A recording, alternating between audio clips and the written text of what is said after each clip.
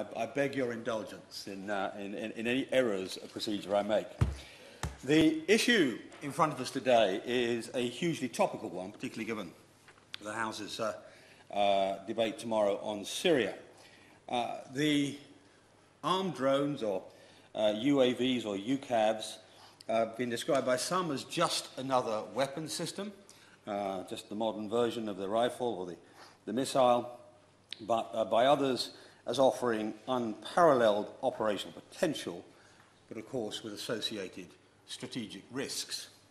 In the SDSR, recently published, the government proposed 20 new protector armed drones, and I think I'm quoting directly, to enhance our global strike capability, by which I assume the government means both inside and outside war zones.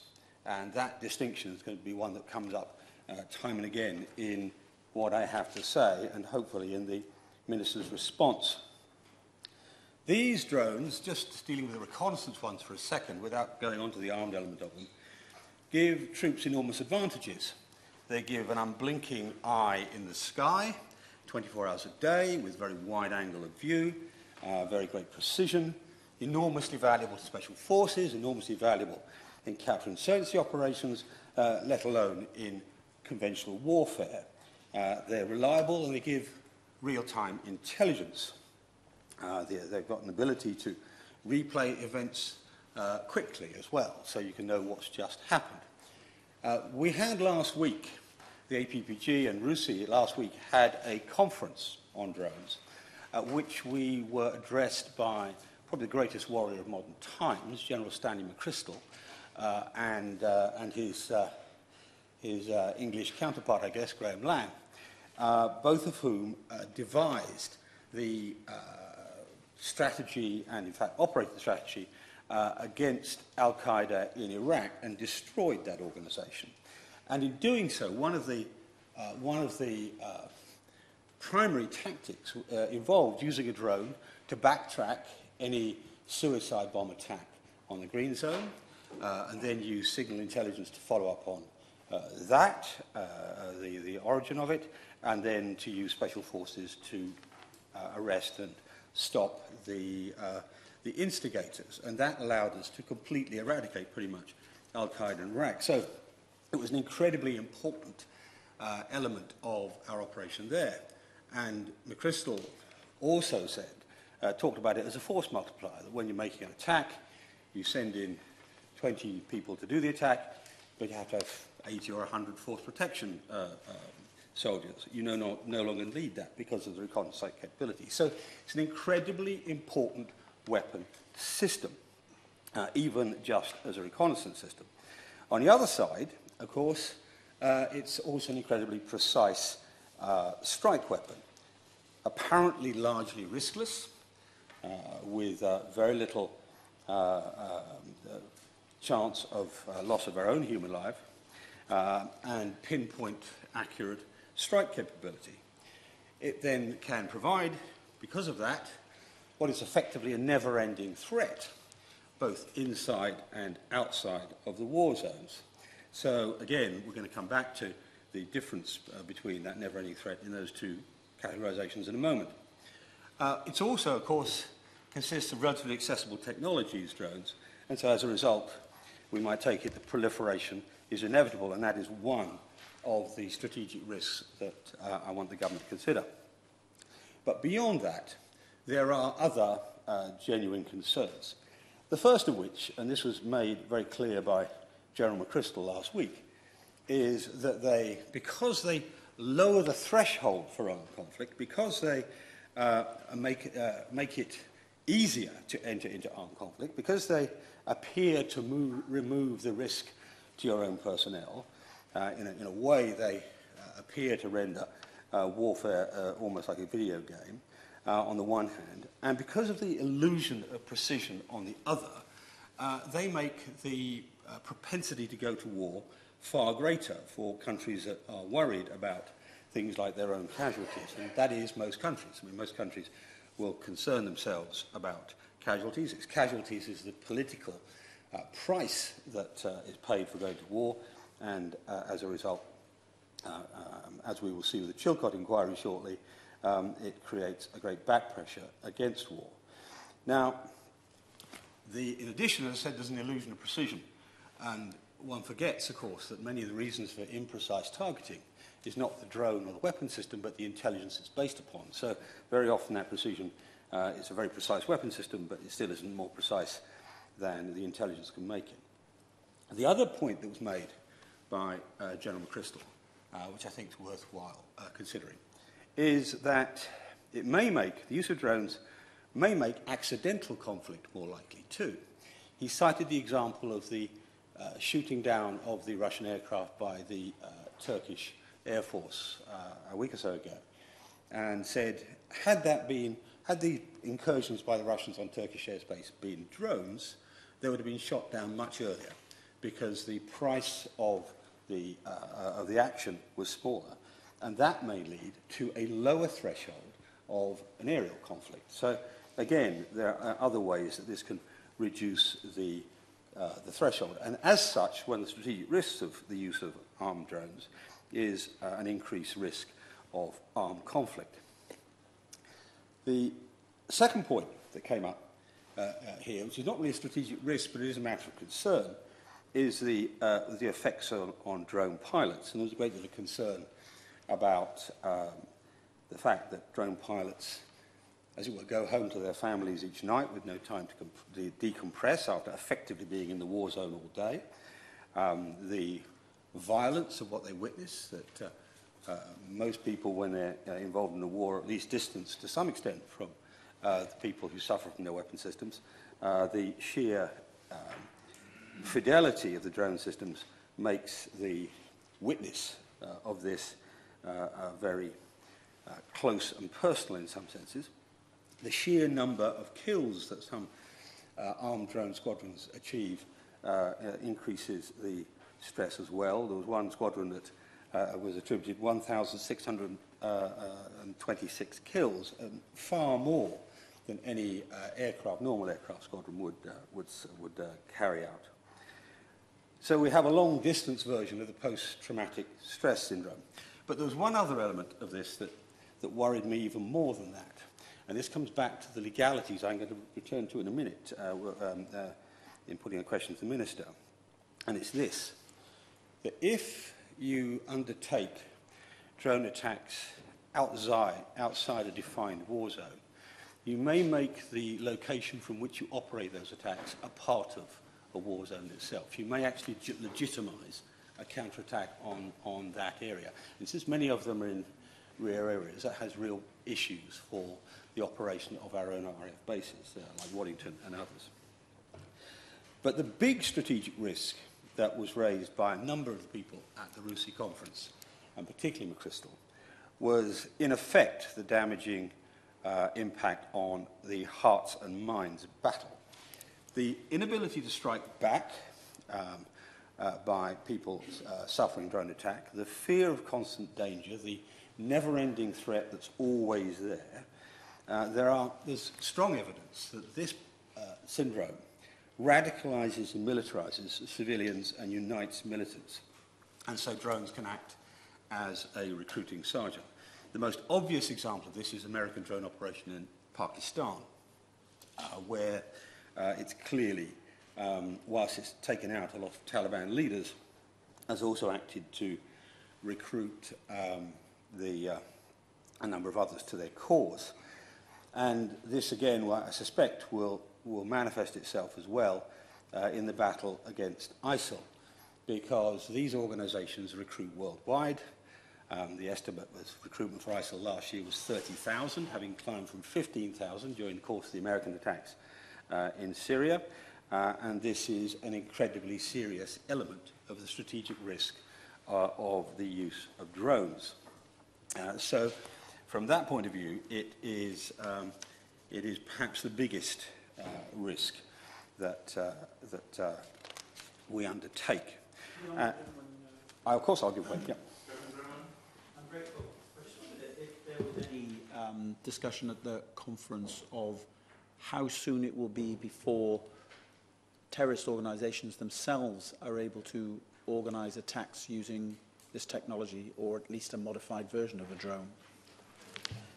No, there wasn't particularly. I mean, there was a reference to it, but it was a throwaway line in the course of the conference. And because Chatham House rules, I can't tell you the originator of the reference. But it's plainly the case. I mean, as I said earlier, the nature of the technology involved in drones is all pretty straightforward. The aerodynamics are straightforward, the motive power is straightforward, the guidance systems are straightforward. We know, of course, there are lots of commercial drones now available. To make an attack drone, it would take a bit more than that, but it's pretty straightforward to achieve almost every element of building a drone. Maybe not a terribly sophisticated Predator or Reaper drone or whatever, but a drone that might be a single-shot attack, or that might get to a location which otherwise would be well protected against terrorist attack. It's absolutely clear that if it's not possible now, it's going to be possible in the extremely close future. And this is an element of proliferation which I suspect is already out of the bag. I don't think there's anything much we can do about it except plan our defences against drone attacks, which is too big a story for this particular debate. But you know, the Honourable Gentleman makes a very, very good point on that. But I come now to the nub of what I want to say today, or what this debate is designed to open up in terms of our discussions, because the legal approach, the legal framework that we create or put in place for drones has implications for strategic risk, it has implications for the way they're used, it has implications for whether or not it acts as a recruiting sergeant. All of the elements I just talked about can be impacted by the legal framework. And it seems to me that there needs to be clarity on the legal framework for the UK's international standing, and also to protect the pilots and the armed forces from prosecution. It's not fair to ask our soldiers to carry out tasks without absolute legal certainty. Now, we are in an area where most of us, I'm sure the Minister knows, but I don't, what the exact background to some of the recent drone strikes have been. But the Army Chief demanded legal cover for killing was a headline from the Sunday Times after the Khan strike. What it claims is that DSF, the Director of Special Forces, asked for specific legal advice on that. And this, and whether that's true or not, I don't know, but it highlights the issue, one of the issues here for me, and that is that when we're going into what is a controversial military technology, we must absolutely make sure that the officers who use it are properly protected. They understand very, very clearly what the limits of use are, where they might cross the rules of war, where they might cross international law, and so on. So that, for me, is one of the major drivers of this argument. Now, when Riyad Khan and Ruhul Amin were targeted in Syria by a UK drone on the 21st of August of this year, the government claimed the strike was a necessary and proportionate exercise of the individual right of self-defence of the United Kingdom, and that there was clear evidence of these individuals planning and directing armed attacks against the United Kingdom. There was a lot of debate about that at the time, questions as to how imminent this attack was, how it was possible to have an imminent attack when they were in Syria and the attack was cited as being in the UK. Some of the events that were cited were in advance of the attack, so it's not obvious how they could have been prevented by it. So the whole series of arguments about it, but that was the basic argument. It was an imminent self-defence argument. Then in a letter to the United Nations, the government cited collective self-defence of Iraq as the second argument. Now, I'm not a lawyer, but it seems to me self-evident that in these legal arguments, it's a little like somebody turning up to an assault charge in court and saying, I wasn't there, but if I was there, he started it. Now, one argument undermines the other, and I think that the presentation of two arguments to the United Nations actually weakens rather than enhances the claim. I don't know why it was done, but it highlights again, we need clarity in these matters. We need absolute clarity. This is not an area where we can risk having doubt, if only for the interests of our own officers, let alone our national reputation. about whether we have done the right thing or not.